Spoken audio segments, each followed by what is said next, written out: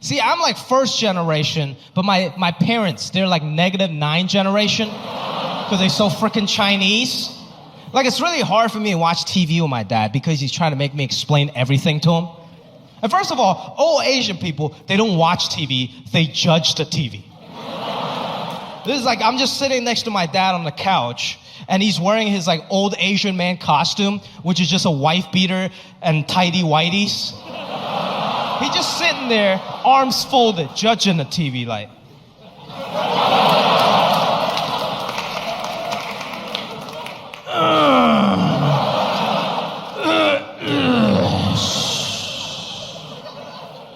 He just makes random noises around the house. Now whenever he sneezes, it's never just a sneeze. It's like a whole tsunami of sound waves that comes after. It's just like, oh, chill, oh, hey, shit, oh. I'm like, what the f***? Did I just have an orgasm? What was that? And he doesn't understand what I'm saying half the time. He's like, oh, there's an orgasm. Okay, the orgasm. And he trying to make me explain everything to him on TV. Do you understand how difficult it is to explain a rap music video to an old Chinese man? We're just sitting there, and my dad was like, oh, Jimmy, what I mean when he say Lamborghini Mercy, or what's that? And I'm like, Dad, he's bragging about his car. It's a Lamborghini Murcielago, very expensive car. You know what that is, right? And it's like, oh, okay, yes. That's when you know they have no idea what the f*** you just said. Like, okay, yes, a Lamborghini, okay. Jimmy, what did he mean when he say, your chick, she's so thirsty, or what's that? And I was like, Dad, he's making fun of somebody's girlfriend, okay? Saying like she likes attention from other guys and she likes to do sex stuff with them. You know, like blowjobs and such.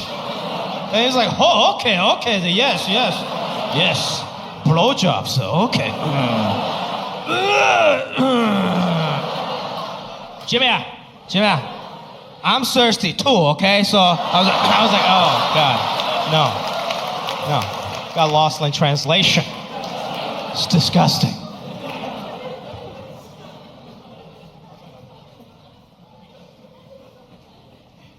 I don't know if you guys know this, but I came from an acting family. But it's not really like Angelina Jolie and Jon Voight. I guess I'll be Angelina Jolie in that equation. My dad is also an actor, but he started acting after I did. Because he was like, it's so easy, you can do it, I can. I'm like, Dad, fine. If you think my life's so easy, why don't you go to some open call auditions and you understand how hard it is, how much rejection I face every day at my job. He was like, okay. And he went to all these auditions and he started booking everything. It's a true story. He got on this show in China, in mainland China, called Little Daddy, Xiao Baba. 500 million people watched that show. It's like the Big Bang Theory of China, and Richard blew up. And he was like, this isn't easy, I don't know. Well, my mom had bought me gym shorts that was my exact size and extra small. So that wasn't very cool because it came down mid-thigh. And apparently back in the day, that was called a John Stockton. And the same kid next to me, that bully next to me, he's like, hey, look at it. Hey, don't wear your pants like that. Pull your pants down, man. Pull your pants down. And I was like, who's the gay one now? But I didn't know what to do. Everybody was looking at me, and this kid kept saying, pull your pants down. So I was like, oh, I've seen Shawshank Redemption. Maybe it's just how it works in America. So I start pulling down my shorts all the way down to my knees, all the way down to my ankle. And that same kid, the bully next to me, is like, hey, what are you doing? Don't pull them down all the way. That's gay. And I'm like, what is not gay in this country? And apparently this other kid next to me is like, hey, don't pull them down all the way. Just sag them a little bit. Just sag your pants. And I didn't know what sagging your pants meant. Apparently that's a cool hip-hop thing. to pull your pants down halfway down your butt. So you show everybody your and apparently that's the only not gay way to wear your pants in America. I had no idea. All these weird American things I wasn't used to. Eventually, I learned how to speak English by watching a lot of TV, mainly BET Rap City. Because that was my I want to be cool, and nothing cooler than BET Rap City, right? Every music video was a slice of somebody's American dream. The first music video I saw was Jay-Z's Big Pimpin'. You guys remember that? Jay-Z's Big Pimpin' was the greatest music video of all time. It's Jay-Z and his boys on a yacht pouring champagne on this beautiful woman's face for like 4 minutes. I was like, this is America? It's amazing. That's all I wanted to do. Like before I even wanted to get into stand-up, that's all I wanted to do. I want to be a rapper. I want to be like Jay-Z and Big Pimpin'. So I started my own rap group in high school. It's a true story. It was me, my black friend Julian, and my other friend Yuji, who was half black and half Japanese. So we had perfectly 1.5 black dudes and 1.5 Asian dudes. And we called ourselves the Yellow Panthers. I know. I wish I was making this up, but I'm not. The Yellow Panthers was a real rap group. And we had a real rap song. It was called Underground Railroad Builder.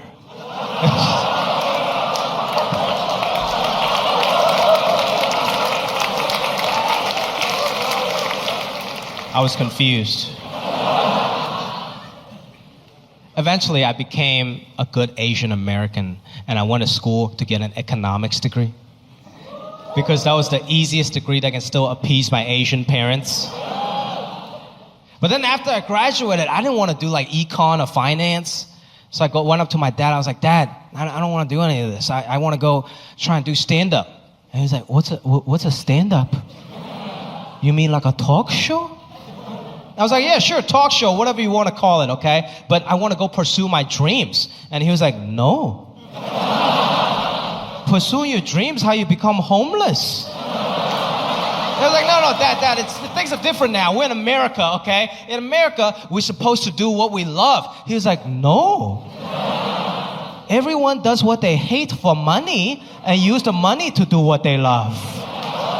My dad still calls me like 20 times a day just to check up on me. It's annoying, but I understand that's how he shows love.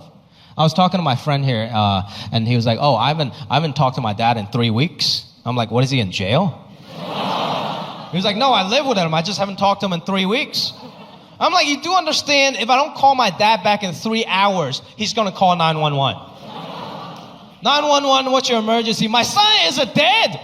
It's like, sir, is everything okay? Is your son dead? He's like, no, but he's dead to me. Okay, bye.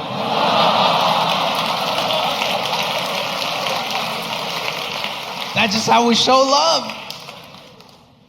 My parents, they've been married for 38 years. Yeah, 38 years. It's beautiful, man. It's beautiful. 38 years. One time I asked my dad, I was like, Dad, after 38 years, do you still love Mom? And he was like, love? Your mom married me to escape communist China. It's not love, it's a good deal. That's how we show love, people.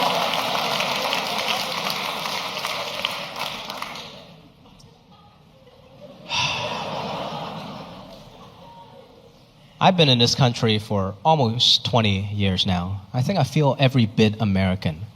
But I think other people still don't see that.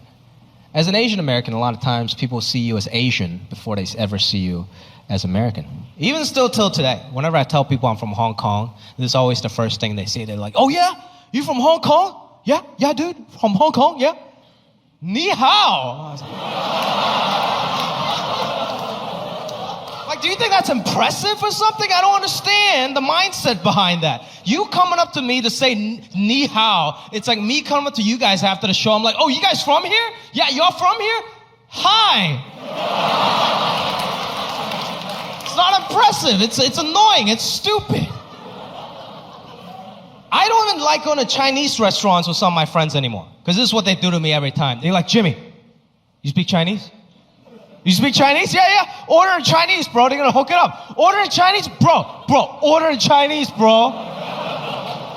I'm like, bro, we're Panda Express.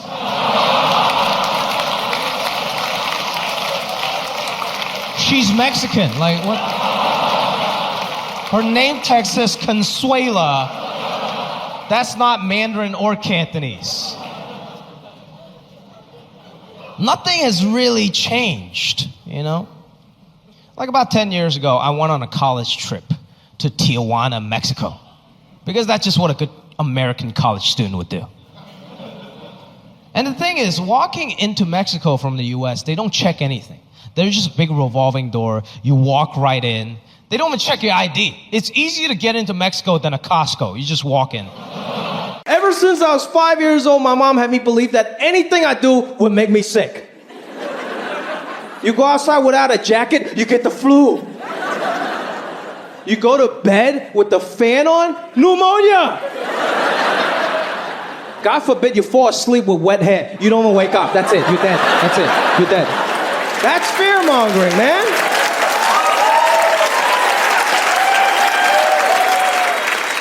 I'm not scared of anything anymore. I don't think I have any fear anymore. I used to watch that show, Fear Factor. You guys remember that show? Yeah, Joe Rogan hosted Fear Factor to make you face your fears, like jump off a helicopter, eat crazy shit like pig intestines and century egg. I ate that shit for breakfast. This is nothing to me. Fear is not a factor. When I was like 10 years old, little boy, I was very scared because there was this one kid, pretty sad story. In my class, he had childhood leukemia. And then he lost all his hair to chemo and everything, looking real frail. And I was really scared. I was like, oh my God, is he gonna be okay? And my mom, she's a great mother. She saw how scared I was. So she came up to console me. She was like, Jimmy, you see, this is what happens when you play too much video games.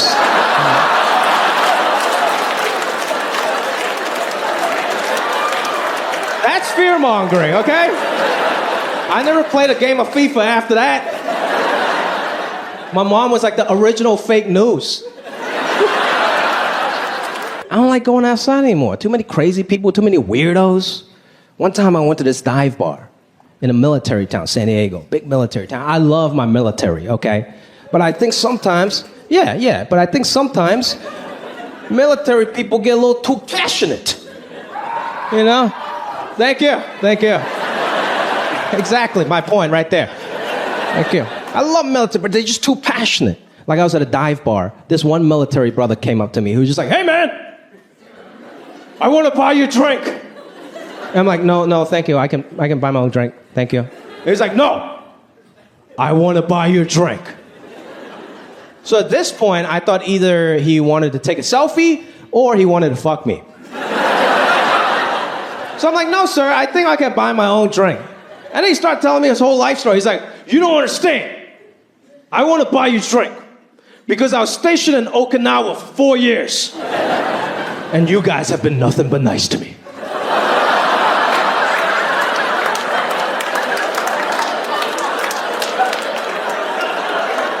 I'm like, you guys? Okinawa's in Japan. I'm Chinese, sir. And he's like, it doesn't matter, man. It doesn't even matter. I'm like, sir, I think it does matter, right? I'm pretty sure the only reason you were stationed in Japan was to keep an eye out on Chinese people like me. It does matter. He was like, it doesn't even matter, man. I still love pad thai, okay? Maybe that guy run into BTS on his next tour. Who knows? My point of saying all of this is Asian people, we don't all look alike. We don't all sound alike. You know, we don't even do anything alike. We're just people, you know? Right? Like, everybody's different. Thank you, white lady. Thank you. Thank you, one white lady. Appreciate it. Thank you. She teaches magnet school down the street. A lot of Asian students.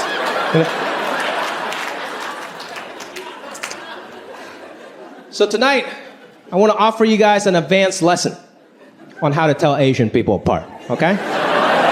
Yeah, that's right. I'm so good at telling Asian people apart, I don't even need to look at you. I can tell you what kind of Asian somebody is by the sound they make when they're disappointed. Because disappointment is our strongest emotion. Whenever we get disappointed, our ancestor just comes out, and you can't hide that, you know? Like, for example, I'm Chinese. I know Chinese people very well, okay? When Chinese people get disappointed, we're just disgusted. We don't even want to look at you. When you disappoint a Chinese person, they're just like, oh, you, shh. Like they just walked into a smoky room and they gotta clear it, just like, shh. See, that's Chinese people. Japanese people, when Japanese people get disappointed, they just want to know why. They ask you a question. When a Japanese person gets disappointed, they're just like, eh? Eh? And that's it. You can go disappoint a Korean person. I wouldn't recommend that. This Korean brother might fuck you up, okay? Korean people are intense, they're ready to fight. But they're my favorite type of people because they're very emotionally honest. A Korean person will let you know when they're disappointed. They're real guttural with it, you know what I mean? When you disappoint a Korean person, they're like, ooh! Shiba! But they're still very Asian, so they're still real polite. They'll thank you with that. And they're like, ooh! Shiba-imida! My girl asked me, she was like, babe, what's your love language? I'm like, what? She's like, you know, your love language. Like, how do you convey love to your partners and loved ones? Like, for example, a love language could be words of affirmation. I'm like, words of affirmation? I was raised by Asian parents. I've never heard one word of affirmation in my life. Nobody ever told me, Jimmy, you're so great, you can do it. They're like, don't fuck it up. Their love language is verbal abuse. I'm trying to figure out my love languages. Physical touch, right? It's another love language. Nobody touched me until I was 22. I'm not familiar with that. What are some other love languages? I like every woman just screaming out at their partner, acts of service, gift giving.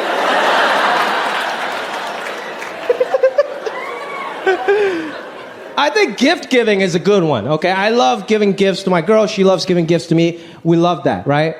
Like, for example, I love buying my girl shoes. She loves shoes, and we wear the same shoe size. The perfect gift for the whole family, you know what I mean? These are her shoes tonight, you know? Fits me perfect. That's right. And in return, I let her wear all of my Jordans. Yeah, guys, you guys know that's love. Because Jordans to guys, that's our most prized possession. If we let you slip into our Jordans, that's like you letting us slip in to you. You know? Same thing. But sometimes I get a little nervous because her feet's a little dirty, okay? And she's a white girl, so her feet extra dirty. Like, you know what I mean? Like, I don't know. White people, I don't know what the fuck you guys do with your feet all day. You guys just barefoot all the time, frolicking around like Jenny from Forrest Gump, you know? White people, you guys got some strong-ass feet, man. Just 120 degrees outside, hot cement, just like, psst. Y'all got some hunter-gatherer feet. See, every culture, we got different feet etiquette, all right? White people want to get in touch with Mother Earth. That's great. Black people, on the other hand, I lived with a black roommate for 6 years.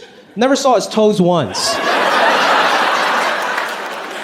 He came out the shower with socks on, man. I'm like, what the... You got a sock drawer on there, brother? Asian people, you guys know the rule. When you come into the house, you take your shoes off, right? You're like, we all know that. Yeah. But our feet actually never touch the floor. Because when you take your shoes off at the house, we got 2 pair of house shoes ready for you. And then when you walk outside, we got 2 pair of Crocs ready for you. And then when you come back in the bedroom, we got 2 other pair of slippers that we stole from a hotel in Vegas.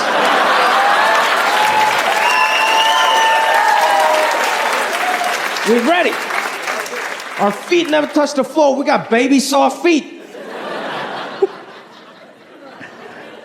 I think Asian people, our most natural love language is acts of service, right? That's what our parents did to us. They might never say, I love you, but they did a lot of nice things for us. Every night, I don't care how busy my parents were, they'll come home and make a 5-course meal. That's love right there, right? You gotta give it up for them. You gotta give it up. See, we live in a very frivolous society, man.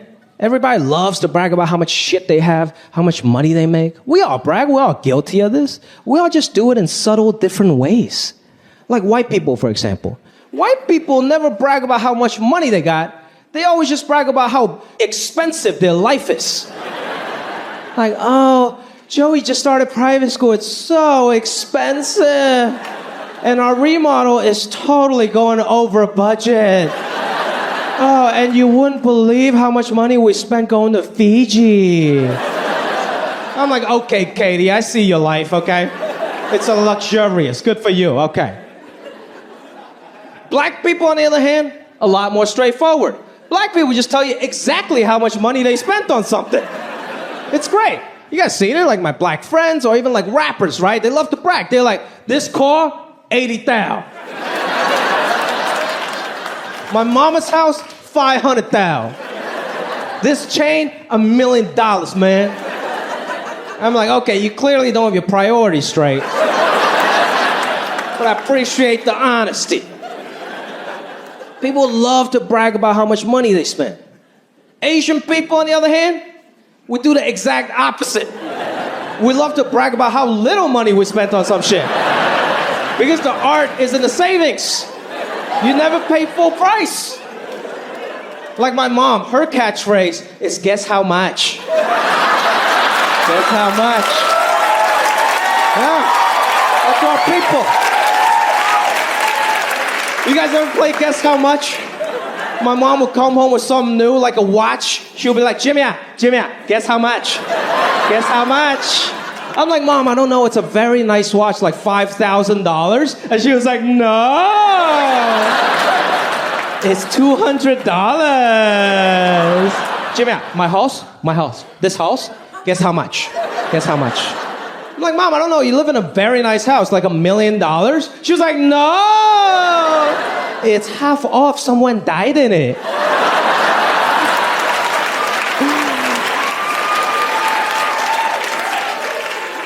And if you know the rules of the game, you always guess high. So you make the other person feel good about their purchases. Never guess too low. If you ever guess too low, that's the ultimate insult to an Asian person, okay? One time my mom came home with some new shoes. I guessed too low. I've never seen her so disappointed in me. She was like, Jimmy, guess how much? Guess how much? I'm like, Mom, I don't know. Very nice shoes, like $200. She was like, oh, yo.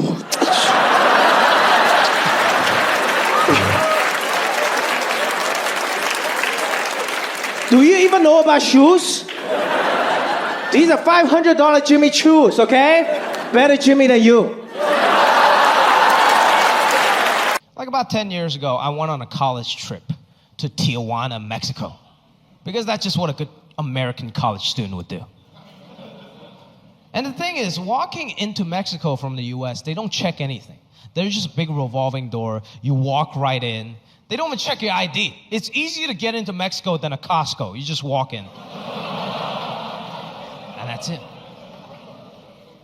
But coming back was a totally different story. Coming back from Mexico to the US, there's no more revolving doors. Now it's a concrete windowless tunnel with guards with M16 machine guns.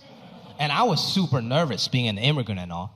And my college buddy Ian next to me, he was like, Jimmy, don't worry, man. Just tell them you're American. They let you right through. I'm like, easy for you to say, Ian. Ian walks up, he gets through, no problem. I walk up, the first thing they ask me, they're like, sir, are you an American citizen? I was like, yes. But I forgot one very minor detail that I wasn't. I was still an immigrant on a green card, and I wasn't a full-on citizen yet. Next thing you know, I was detained in this 10 by 10 box, and they started interrogating me. They're like, sir, why did you lie about your American citizenship? I was like, I'm so sorry. I'm drunk, and I really wasn't trying to lie. My friend in front of me told me to tell you I was American, so that's just what I did. It was a knee-jerk reaction. He was like, well, was he American? I was like, well, his name is Ian, so probably. And then the officer was like, sir, you do understand this is a very serious offense. We could deport you for this. I was like, deport me? I didn't even know that was an option. What was I going to do back in Hong Kong? Restart my ping pong career? That ship has sailed, man. So I was like, sir, please don't deport me. I'm just a drunk, stupid college student. I'm every bit American. I can recite you every single Jay-Z lyric if you want me to. I'm in 3 fantasy football leagues. If that's not American, I don't know what is. And I got very lucky. This is what he said. He was like, look, kid, you got lucky. We're not going to deport you today, okay? But just don't ever do that again, or we send you back to where you came from. And this motherfucker was Asian. I was like, where I came from? We came from the same place, dog. I think I saw you at my uncle's wedding 2 years ago. Why are you gonna throw me under the bus? That guy definitely watched The Great Wall many times. But that was a very sobering experience. I'd been in the country for 10 years at that point, but I still wasn't American. Nothing has changed. I finally got my citizenship 3 years ago. And it's, you don't have to clap. My point is nothing has changed. Still Asian. Just because I got a new passport, nobody in any part of the world is going to come up to me and be like, hey, look, there's an American. Holy shit, you look just like Rocky Balboa. Oh, my God. No. The first day I got my passport, I was feeling real patriotic. So I went to my local Hooters. Yeah. I was drinking a Coors Light. I was watching a World Cup. It was USA versus Mexico. And I was like, man, I'm cheering for Team USA. I'm American, finally. And this old Mexican dude came up to me. He couldn't really speak English. And this is what he said. He was like, amigo, Mexico, Korea, tomorrow, huh? And I'm like, what the fuck are you talking about? What, are you trying to start World War III or something? I'm not even Korean. He managed to insult me with the only 3 English words he knew. So I really felt the need to explain myself. I was like, sir, I'm not Korean, I'm Chinese. And he looked back to his friends. He was like, oh, pinche chinito, huh? And I'm like, sir, you do know that I can understand what that means, okay? I have Mexican friends back home just like you. He was like, no, I'm not Mexican. I'm El Salvador. And I'm like, oh, great, now I'm the racist. I don't know if you guys remember this. Just 3 years ago, there was a movie called The Great Wall, starring Matt Damon. It was a real movie. It was Matt Damon in ancient China fighting dragons and and everybody spoke English. It's like, what the is this? But you gotta understand, I'm not mad at Matt Damon, okay? He's an actor. That's what he does for a living. That's how he gets a check. I get it. If somebody would have offered me a lead role in a movie called Mount Rushmore, I would play the out of George Washington, you know what I mean?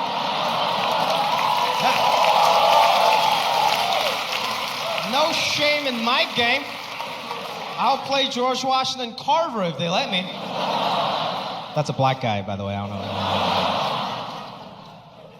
Gotta represent, man. I see a lot of people out here in the streets, they want to come up to me, but they're not really sure. There's a lot of debate amongst their friends. They're like, hey, man, are you sure that's him? If we go up there, we gotta be sure.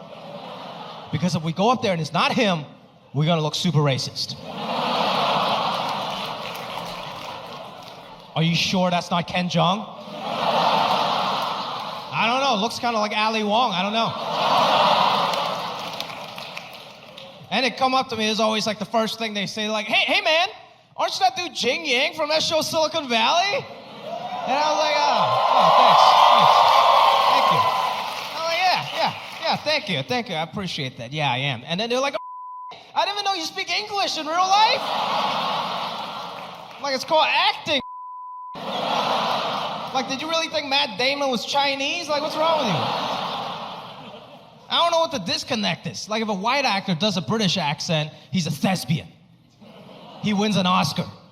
If I do a Chinese accent, I'm automatically from the old country. Representation matters, man. A lot of Asian people come up to me, very proud, very nice. They're like, Jimmy, thank you for representing the Asians, man. I'm like, hey, you're welcome.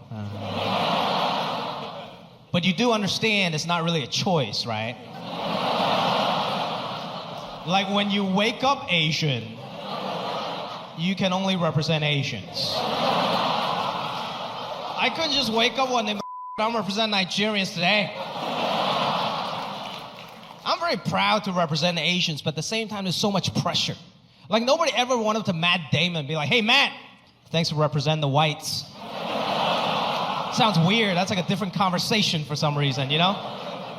If somebody came up to me and be like, hey, Jimmy, I'm representing for the whites, I would leave that town immediately and never come back. So much pressure to represent. I gotta be a good Asian everywhere now. I gotta tip everywhere I go. That was one of the major advantages of being Asian, is I can just pretend I don't know how to tip. Y'all know what a Chinese tip is? Chinese tip, it doesn't matter how big your bill is, you tip $2. That's a Chinese tip, man. Now I gotta tip 20% everywhere. I gotta give every Uber driver a 5-star rating just so I can be a good representative. Everywhere I go, I gotta represent. Even day-to-day, even the bedroom, I gotta represent. After I hooked up with this one girl, this is what she said to me. She was like, Jimmy, I don't know how to tell you this, but you're the first Asian guy I've ever been with. I'm like, okay. What do you want, a fortune cookie? Like, what do you want? She acted like she just unlocked a new character on Street Fighter or something. Why do you feel the need to say that? This one girl said this so disrespectful. This is what she said to me after we hooked up. She was like, Jimmy, I'm just glad the stereotype's not true. You don't have a small penis. And I'm like, I understand you just insulted my entire race of people. But thank you. First of all, thank you for thinking that I did have a small penis and we still had sex. You're the real MVP. You get 2 fortune cookies tonight, miss. Thank you.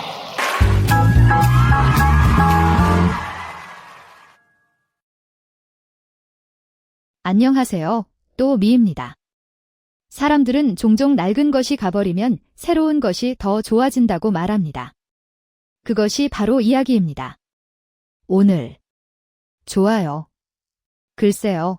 얼마 전 애인이 동창회에 여자친구를 데리고 와서 나를 이용하려고 했을 때 누가 흉내내라고 해서 그렇게 했어요. 그런 다음 유튜브에 가서 스토리 이름을 검색하면 찾을 수 있습니다. 이제 이야기를 들어보자. 스토리가 재미있으셨다면 좋아요, 댓글을 남겨주세요. 저는 35세에 갑자기 남편과 이혼했습니다. 실제로 완전히 그런 것은 아니지만 경고 신호가 없습니다. 저는 경찰관이고 로앙투는 검사입니다. 모든 사람의 눈에 우리는 천국에서 만들어진 성냥입니다. 어느 날 밤 휴연 램투는 불을 끄고 잠자리에 들고 천천히 말했습니다. 그는 현재의 삶이 고인 물 웅덩이와 같다고 느낀다. 그 후 그는 직업을 바꾸어 부자들을 위한 사건 전문 변호사가 되었습니다. 우리는 집과 차를 바꿨습니다. 아들이 초등학교에 들어가던 날 일주일에 한 번씩 이혼을 제안했는데 마치 의무를 다하는 것 같았다. 어쩌면 다른 사람으로 바꿔서 어떻게 되는지 살펴봐야 할 것 같습니다. 그래서 정말 사람을 바꿨고 월급도 또 걷잡을 수 없이 폭락했어요. 제어. 내 어깨를 잡고 세게 흔들었다. 나는 경찰관이고 범죄자이다. 잠시만 깨어 있어 주세요. 알았죠? 나는 즉시 반사적으로 그의 팔을 등 뒤로 구부렸다. 나는 항상 따뜻한 물을 마시는 것에 지쳤습니다. 진한 와인을 한번 먹어보고 싶어요. 돈도 있고 외모도 있고 점수입니다. 그 사람이 나한테서 무엇을 요구할 수 있을 것 같나요? 이제 시작해 보겠습니다. 한 달도 더 지나서 나는 예전 집으로 돌아왔습니다. 문을 연 사람은 어린 소녀였다. 이혼했을 때 집도 못 구했어요. 결혼하고 임신하고 출산하고 아이를 키우는 것, 그 집은 너무 많은 소지품과 추억으로 가득 차 있었습니다. 집은 서둘러 포장되었습니다. 짧은 시간 안에 몇 가지를 놓치는 것은 불가피합니다. 언니, 딱 필.